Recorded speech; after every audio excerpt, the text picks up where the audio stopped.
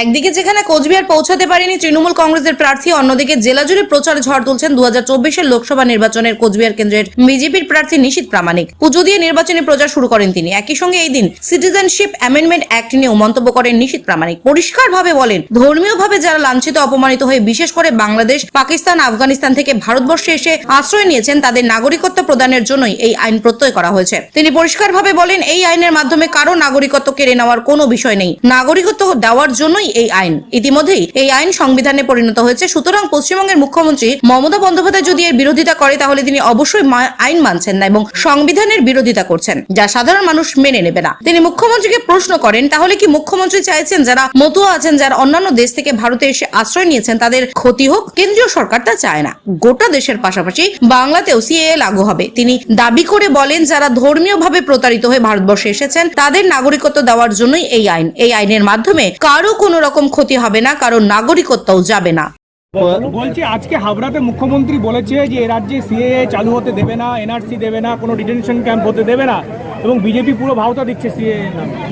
দেখুন, প্রথম কথা বলবো, এখানে আপনাদের সাংবাদিকতা যারা করছেন, কিছু ভালো সাংবাদিকও রয়েছেন, আবার কিছু এমন চ্যানেলের সাংবাদিক রয়েছেন যারা রাষ্ট্রবিরোধী। তো স্বাভাবিকভাবেই এক একজনের প্রশ্ন এক এক রকম হবে, কিন্তু আপনারা প্রশ্ন যাই করুন না কেন, আমার যেটা উত্তর সেটা হলো সিটিজেনশিপ অ্যামেন্ডমেন্ট অ্যাক্ট, যেটা সংবিধানের পরিণত হয়েছে, সংবিধানের একটা পার্ট আইনে পরিণত হয়েছে সাংবিধানিকভাবে, এবং সেটাকে ইমপ্লিমেন্টেশন করা হয়েছে। যারা ধর্মীয়ভাবে প্রতারিত হয়ে বাংলাদেশ, পাকিস্তান, আফগানিস্তান, শ্রীলঙ্কার মতন দেশ থেকে ভারতবর্ষে এসে আশ্রয় নিয়েছে, তাদের নাগরিকত্ব দেওয়ার জন্য। এখানে কোনো রকমভাবে কারোর নাগরিকত্ব হরণ করবার বা ছিনিয়ে নেবার কোনো ধরনের প্রশ্নই নেই। মমতা বন্দ্যোপাধ্যায় যদি এই ধরনের মন্তব্য করে থাকেন, আমি বলবো মমতা বন্দ্যোপাধ্যায় সংবিধানের অবমাননা করছে।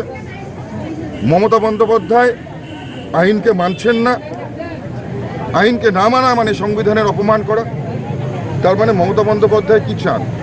উনি কি এটাই চান যে যারা মতুয়া রয়েছেন, যারা উদ্বাস্তু রয়েছেন, যারা এখনও নাগরিকত্ব পাননি, তারা কোনোদিনই ভারতের নাগরিক না হোক? এটা কি মমতা বন্দ্যোপাধ্যায় চান?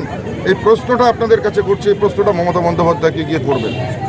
কারণ ভারতবর্ষের যে আইন তৈরি হয়েছে, যে সাংবিধানিকভাবে যে আইন তৈরি হয়েছে সিটিজেনশিপ অ্যামেন্ডমেন্ট অ্যাক্ট, এটা মানুষের কল্যাণের জন্য। যারা নাগরিকত্ব এখনো পায়নি তাদের সেই অধিকার দেওয়ার জন্য। আমি আবারও অন ক্যামেরা বলছি, সিটিজেনশিপ অ্যামেন্ডমেন্ট অ্যাক্টের দ্বারা ভারতবর্ষের কোনো নাগরিকের নাগরিকত্ব যাবে না। কোনো নাগরিকের কোনো ধরনের ক্ষতি সিটিজেনশিপ অ্যামেন্ডমেন্ট অ্যাক্টের দ্বারা হবে না। শুধুমাত্র যারা ধর্মীয়ভাবে প্রতারিত হয়ে ভারতবর্ষে এসছেন, তাদেরকে নাগরিকত্ব দেওয়ার এই আইন। দুহাত ভরে আশীর্বাদ করেছেন এবং আপনাদের শুভকামনা দিয়েছেন। আমরা আমাদের লড়াই করবার শক্তিকে বৃদ্ধি করেছি আপনাদের আশীর্বাদ, আপনাদের অনুপ্রেরণার মাধ্যমে। আজকে আমাদের নাটাবাড়ি বিধানসভা দ্বিতীয় দিনের প্রচার। আমরা আজকে এই মন্দিরে পুজো দিয়ে, আমি এই মন্দিরে গত বছরও এসেছিলাম, পুজো দিয়েছি। এবারও এই মন্দিরে পুজো দিয়েই আমরা নাটাবাড়ির দ্বিতীয় দিনের যে জনসংযোগ যাত্রা, সেই যাত্রার আজকে আমরা শুরু করতে চলেছি। এরপরেই দেওয়ানহাট হয়ে, ধুমপুর, জিরানপুর হয়ে, আমরা গারোপাড়া হয়ে, আমরা বলরামপুর থেকে দেউচড়াই, একদম দেউচড়াই থেকে আমরা শেষ করবো কোথায়? নতুন বাজারে গিয়ে আমরা শেষ করবো। স্বাভাবিকভাবেই একটা লম্বা পথ আমাদেরকে অতিক্রম করতে হবে। যদিও আমাদের আজকে এই জনসংযোগ যাত্রা খানিকটা বিলম্বে শুরু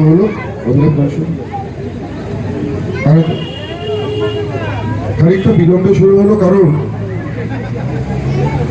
আমি যখন বাড়ি থেকে বেরিয়ে দেওয়ানহাট থেকে শুরু করে আমি যখন এখানে এসে পৌঁছেছি, তার মাঝেই বহু লোক রাস্তায় দাঁড়িয়েছিলেন, যারা দুহাত ভরে আশীর্বাদ করবার জন্য বারবার আমাদের কনভয়কে থামিয়েছেন এবং মানুষের আবেগকে সম্মান জানিয়ে আমাদের থামতে হয়েছে, তাদের কথা শুনতে হয়েছে, যে কারণে খানিকটা বিলম্বে আমাদের যাত্রা আজকে শুরু হলো। কিন্তু আমরা সম্পূর্ণ পথ আমাদের যাত্রা যেখানে যেখানে জনসম্পর্ক রয়েছে আমরা সমস্ত জায়গায় যাব, মানুষের আশীর্বাদ নেব। আমি এখানে বক্তব্যকে দীর্ঘায়িত করব না। এখানকার যারা গুরুজনেরা রয়েছেন, যারা আমার বয়োজ্যেষ্ঠরা রয়েছেন, সবাইকে আমি শতকোটি প্রণাম জানাই। আপনারা 2019 থেকে শুরু করে 2021 আর 2021-এর পরেও তৃণমূল কংগ্রেসের হুমকি চোখ রাঙানিকে উপেক্ষা করেও আপনারা যেভাবে আমাদের সঙ্গে রয়েছেন, যেভাবে দুহাত ভরে আশীর্বাদ করছেন, আপনাদেরকে অনেক অনেক কৃতজ্ঞতা এবং প্রণাম জ্ঞাপন করছি। এবং আজকে আবারও আপনাদের কাছে আপনাদের অকৃপণ আশীর্বাদ চাইতে এসেছি, যাতে আমরা এই লোকসভা নির্বাচনে ভালো ফল করতে পারি এবং এখান থেকে দিল্লিতে গিয়ে মাননীয় মোদিজির হাত তৃতীয়বারের জন্য আবার শক্ত করতে পারি, শক্তিশালী করতে পারি।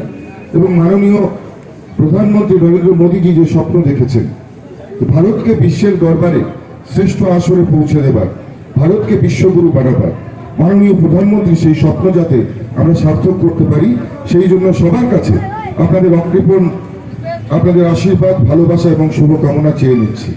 আজকে বক্তব্যকে দীর্ঘায়িত করব না। এরপরে নিশ্চিতভাবে কোনো জনসভা বা পথসভার মাধ্যমে আপনাদের সঙ্গে দেখা হবে।